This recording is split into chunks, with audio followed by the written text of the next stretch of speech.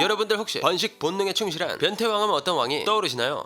본능에 충실한 변태왕이라 내가 생각하기엔 조선의 연산군 요 정도일 것 같은데 라고 생각하시는 분들이 많으실 텐데요. 하지만 여기 조선의 연산군이 한 수 접고 들어갈 만한 업적을 남긴 또래 왕이 한 명 있습니다. 바로 금나라의 해릉양왕. 아니 연산군이 한 수 접고 들어간다고? 얼마나 미친놈이길래 그런 건데. 네 그렇습니다. 먼저 이 해릉양왕은 등장부터가 남달라 황제 자리에 오르고 취임사에서 신하들에게 이런 말을 했다고 하거든요. 천하절색의 미녀를 모두 나의 부인으로 삼는다. 아니 이 말은 그냥 자기 눈에 이쁘면 싹 다 자기 와이프라는 소리인데, 여기서 문제는 해릉양왕의 취향이 좀 독특해. 뭐 세상에 예쁜 여자는 진짜 너무 많지만 이 해릉양왕은 처녀보다는 유부녀, 그러니까 성적 취향이 약간 그 미혼녀보다는 기혼녀에게 시선이 간다 이 말입니다. 아니 한나라의 황제라는 사람이 유부녀를 건드린다는 것 자체가 문제지만 그 대상이 좀 문제가 좀 심각해. 처음에는 신하들의 아내 혹은 그들의 여동생을 건드리더니 심지어 자신의 숙모, 처제, 조카, 딸들까지도 가만히 내버려 두지 않는 희대 또라이 중에 한 명이었죠. 자 그럼 늘의 그 뱀을 황제 폐하 제발 유부리만큼은 건드리지 말아 주시옵소서. 해릉양왕의 삶 현지금으로 시작합니다. 때는 시간을 거슬러 1149년 금나라. 이때 당시 금나라의 황제는 금나라 제3대 황제 희종이었는데요. 희종의 사촌 동생인 번왕 해릉양왕은 황제의 신뢰를 받았던 인물이었습니다. 야 해릉양왕아, 내가 오늘 좀 많이 힘들거든. 소주 한잔 하자. 형님 힘들다고 하여 소주를 드시는 것은 몸에 좋지 않사옵니다.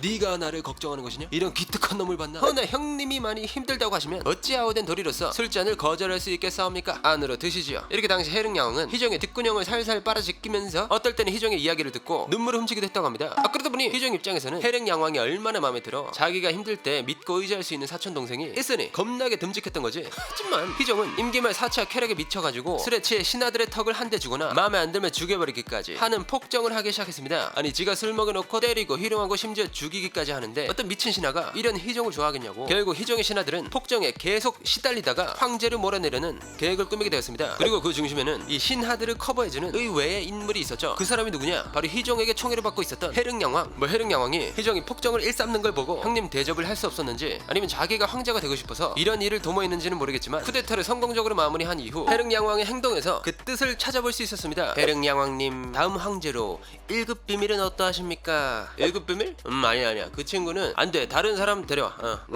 그렇다면 더 이상 황제 후보가 없사옵니다. 이를 어찌하면 좋겠사옵니까? 뭐? 황제 후보가 없어? 잠깐만, 그럼 황제할 사람이 나밖에 없네? 그러면 내가 해야지. 이렇게 신하들이 다음 황제 후보를 데려올 때마다 안 된다고 하면서 결국에는 자신이 금나라 제4대 황제 자리에 오르기로 합니다. 그렇게 자발적으로 황제 자리에 오른 해릉양왕은 뭔가가 남달라 실제로 해릉양왕은 신하들에게 이런 말을 했다고 하죠. 지금은 고대의 현명한 군주들을 본받고 싶고 경들의 직언을 듣고 싶고 조정이 잘 못하는 것이 있다면 언제든지 간언해주길 바란다. 또 황제 취임식 이전에 순찰을 돌다가 병사가 모래 섞인 밥을 먹고 있는 걸 발견했는데 병사가 먹던 밥을 지가 뺏어먹네? 그리고 나라를 지키는 병사들에게 맛있는 밥을 줘야지 뭐 이런 걸 주냐고 호통치고 구멍 뚫린 옷을 자주 입고 다니면서 근검절약의 끝판왕 모습을 보여주죠. 그러다 보니 이런 모습을 계속 보고 있던 신하들은 해릉양왕이 이 사람 진국이다 라고 생각할 수밖에 없는 겁니다. 하지만 진짜 진심에서 우러나오는 행동이 아니라면 착한 척 하는 것도 정도 것이잖아요. 결국 해릉양왕의 이런 성군 코스프레는 얼마 가지 않아 들통나게 되었죠. 일단 해릉양왕은 신하들에게 좋은 이미지를 심어두고 황제 취임식 때 그동안 숨겨왔던 나의 소중한 진심을 드러냅니다. 첫째, 국가의 대사는 모두 짐이 지배한다. 둘째, 군사를 이끌고 남성을 공격해서 토벌하고 남성 황제를 붙잡아 죄를 묻는다. 셋째, 천하절색의 미녀를 손에 넣어 모두 부인으로 삼는다. 갑자기 취임식 이전에 신하들에게 보여줬던 모습은 온데간데 찾아볼 수 없는 내용의 모습이었죠. 그러니까 지금까지 연기하면서 신하들에게 신뢰를 쌓고 성군 코스프레하면서 신하들을 기만한 거지. 뭐 첫 번째, 두 번째 내용은 황제로서 뭔가 인생에 문제 있어? 라는 의문이 들기도 하는데 이 세 번째 내용이 좀 그렇잖아요. 게다가 이 말에 덧붙인 내용은 아주 강한이었죠. 맞다 얘들아, 내가 처녀는 별로 안 좋아하거든. 그러니까 농익은 유부녀들로 데려와. 황제라는 사람이 이런 말을 하는 것 자체가 논란을 충분히 일으킬 만한데 이 해릉양왕은 자기가 한 말은 또 지키는 빠꾸 없는 정신을 지니고 있었죠. 이때부터 해릉양왕의 막장 드라마, 아니 폭정 드라마의 내용을 좀 살펴보면 먼저 자신의 숙모, 처제, 조카, 딸을 범하기 시작했습니다. 다 남편이 있는 유부녀라고 하죠. 그런데 그 쾌락을 위해 관계하는 데 있어서 방해를 하는 남편들은 싹 다 두드려 패거나 죽이기 시작했고, 이것만으로는 만족이 안 됐는지 거란족 출신인 한 유부녀를 자신의 후궁으로 삼습니다. 뭐 황제 후궁이 되었으니 과거 남편은 이제 전 남편이 됐을 거 아니에요. 근데 전 남편과 유부녀에겐 딸이 한 명 있었다고 합니다. 그 사실을 알게 된 해릉양왕은 유부녀의 딸까지 자신의 후궁으로 삼아버리죠. 뭐 이렇게만 봐도 제정신이 아니라는 걸 알 수 있는데 그의 만행은 아직 시작에 불과했습니다. 자신이 황제 즉위하기 전 몰아냈던 금희종의 부인을 귀비로 삼아 법탈하기 시작했습니다. 근데 귀비가 된 그녀에겐 딸이 있었네. 이 딸을 후궁으로 삼아 또같이 겁탈합니다. 결국 기비가 된 여인은 자신의 남편도 잃고 애지중지 키우던 딸까지 해령여왕에게 빼앗기게 된 거잖아요. 뭐 필름이 끊겼는지 아니면 어떤 일이 있었는지는 몰라도 기비가 된 여인은 궁에 있던 한 여성과 동성애를 저지르게 됩니다.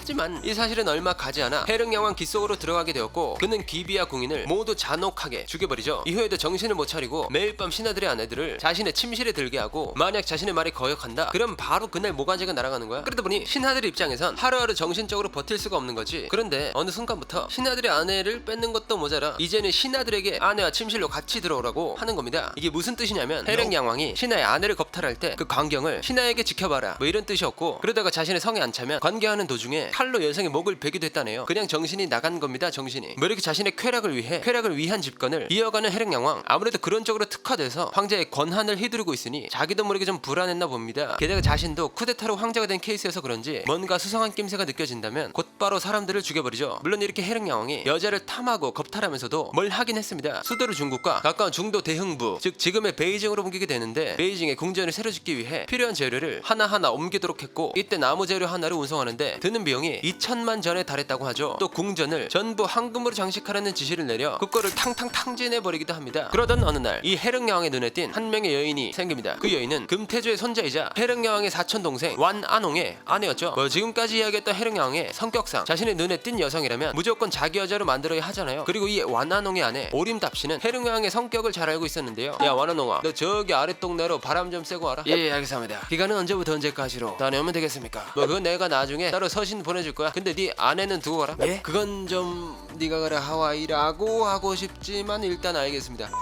됐다. 이렇게 해령여왕의 흑심이 가득 담긴 파견 지시가 떨어지고 완안홍이 파견을 가게 되는데 이때 완안홍의 아내 오림답씨는 해령여왕의 농간에 놀아나지 않으려고 스스로 자결을 선택합니다. 이후 파견에 다녀온 완안홍은 이 사실을 알게 되었고 해령양왕에 대한 분노 게이지가 맥스에 달하게 되죠. 해령양왕은 여자 한 명 따위 죽었다고 흔들릴 그릇이 아니었습니다. 오히려 자신의 욕정을 풀 영역을 넓히기로 다짐하는데요. 바로 중국을 통일하기 위해 남성으로 쳐들어가는 것이었죠. 뭐 해령양왕이 내세운 명분 아닌 명분은 금나라를 기준으로 남해는 남성, 동해는 고려, 서해는 서화가 있으니 이 모든 영토를 통일해야만 진정한 군주로 거듭난다 뭐 이런 거였지만 사실 남쪽에 미인들이 많다는 소문을 듣고 전쟁을 벌였다고 해도 과언이 아니었죠. 그렇게 해령양왕은 50만의 대군을 강제로 징집해 첫 번째 목표 남성을 침략하라는 지시를 내리게 되는데요. 하지만 이때 제대로 훈련을 받지 않은 병사들을 강제로 징집하기도 했고 남성이라는 나라가 그렇게 약한 나라는 아니었습니다. 그러다 보니 신하들은 무리한 남성 침략은 오히려 독이 된다면서 반대를 했지만 해령양왕은 남성 침략에 반대하는 세력을 싹 다 숙청해버리죠. 아무래도 해령양왕이 남성 침략의 뜻을 굽히지 않자 그의 어머니 태후가 남성 침략은 절대 안 된다는 의견을 말해봅니다. 정상적인 사고를 하는 사람이라면 자신의 어머니까지 설마 라고 생각할 수 있겠지만 해령양왕 어머니의 목을 팹니다. 이후 50만의 대군을 이끌고 남성으로 침략을 시작하죠. 뭐 예상할 수 있듯 남성의 반격은 거셌고 힘겹게 전투를 이어갑니다. 그 시각 금나라 아까 해령양왕에게 쌓인 분노 게이지 맥스였던 인물 완안홍 있죠. 이 사람의 50만 대군이 남성에 가 있다는 사실을 알고 쿠데타를 일으킵니다. 이 사실을 인지하지 못한 해령양왕은 하루빨리 남성을 점령하라는 지시를 50만 대군에게 호통치죠. 바로 그때 참을 대로 참아왔던 병사들의 칼날은 해령양왕을 향하기 시작했고 완안홍이 일으킨 쿠데타군과 50만 대군의 칼날이 해령양왕의 목을 베어버리게 되죠. 그렇게 1150년부터 1161년까지 약 12년 동안 이어진 해령양왕의 폭정은 마무리됩니다. 해령양왕은 아무래도 쌓아올린 미친 짓 덕에 훗날 황제 자리에서 폐위되면서 왕으로 격화되었고 그래서 해령양왕이라고 불리고 있지만 금나라 역사를 기록한 금사에서는 왕이라는 호칭도 과다하다면서 해령서인이라고 부르고 있다고 하네요. 자 그럼 방망이를 함부로 휘두른 황제의 마무리는 좋지 않았다라는 것을 말씀드리며 오늘의 1급 비밀 마치도록 하겠습니다. 다음에 또 다른 이야기를 담은 서류 1급 비밀 파일을 들고 다시 찾아오도록 하겠습니다. 감사합니다.